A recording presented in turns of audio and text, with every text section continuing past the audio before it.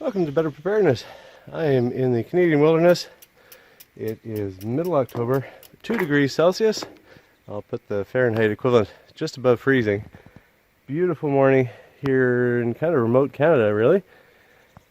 And just to talk to you about layering preparedness temperature-wise and how to dress for these kinds of conditions. A lot of stuff on the net, and I want to show you some real life stuff that is not expensive, and I've been doing it for 30 years of mountain biking and all kinds of weather, all seasons.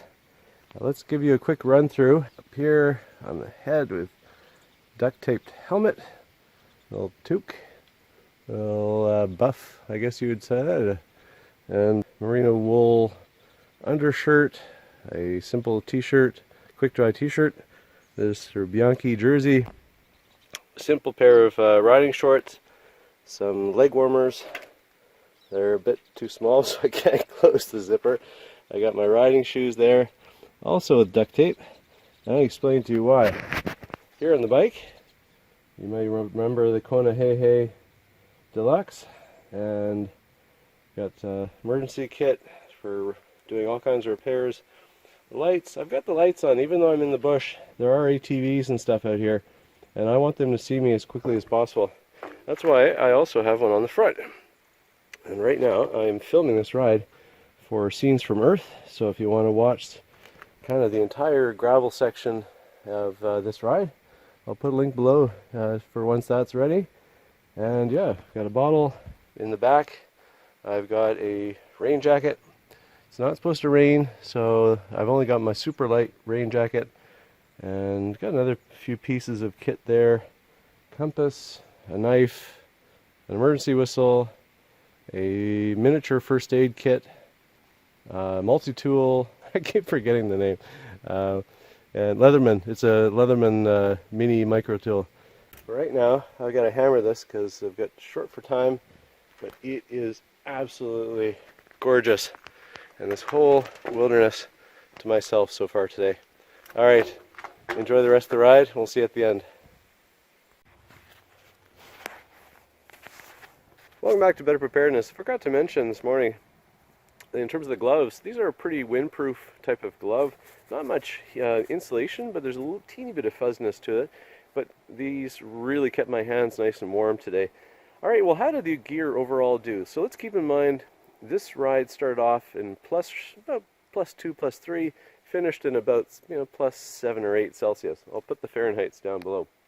How to do? Well, the hands were great. The feet had the duct tape on them. That limits the amount of airflow coming in. Worked like a charm. The double layered running socks, these are about 20, 25 years old. These are from the company called Wright, W-R-I-G-H-T, I think. Helmet worked like a charm. The duct tape really limits the amount of airflow. Highly recommend that. And how did the rest of the clothing do? Well, the toque worked like a charm. The neck warmer, the sort of buff type thing, this you can hike up to create a bit of a sort of balaclava type setup. I just had it around my neck. Initially for the first half of the ride I was overheating a bit, so I was having to unzip this old merino wool shirt and this Bianchi cycling jersey. Got this at Bruce Reineke's in South Africa. It's a fantastic bike shop. It's got a bit of windproofness to it, so it's really nice, and certainly not waterproof, but I had my rain jacket. The shorts, the mid-region, so you know what you could do is, as you have with duct tape, you can get black duct tape, and if you have black cycling shorts, you could even create a bit of a wind barrier in the crotch. And whatever you have down there, if you feel sensitivity to the cold, feel free to experiment. You can just try 1 or 2 strips of duct tape, and I wouldn't be surprised if that would really help, because cycling shorts don't have a lot of heat retention to them, and combined with these sort of leg warmer things that just come up to your thigh and then tuck in there, works out pretty well, I have to say. But all in all, just a fantastic ride. Stayed pretty gray, but no rain. Time to go have a hot cup of coffee, and got a fair bit to do today before heading back to the city. Make sure you get out there, get better prepared, learn what your temperature ranges are and where you feel comfortable. it really pays off. Make a list if you want. What worked at this temperature range? What didn't work? And sort of make sure you remember that so you improve over time.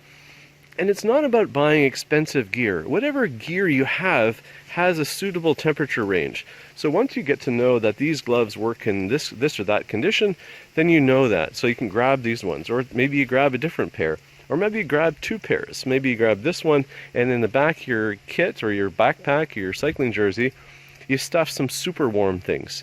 And that way, if you really get it wrong or you get caught out, you can then stay warm or go to a warmer notch. Like you can have an over jacket that you pull on, a sort of real wind shell or a rain jacket, and that makes a big difference. So get out there. If you enjoyed this episode, make sure you click the subscribe button, click the like button, throw in a comment. What works for you? What are some key pieces of kit? In my opinion, kit doesn't have to be expensive. That's the thing that annoys me when I see a lot of other channels that say, oh, you have to buy this expensive piece of clothing or this or that. Any piece of clothing has its suitability. And the key is layering and understanding. And so, don't count on one piece, does everything, because you're probably going to overheat or get too cold or whatever it is. But just, buy some stuff, know the extent of it, have a range of things, buy it off season, buy it when you can cheap, if it's on sale or whatever it is, and then just have that range and get to know that. So, yeah, get prepared, get out there, and survive this pandemic by, being outside. All right, thanks for watching Better Preparedness. Take care, and we'll see you on the trail.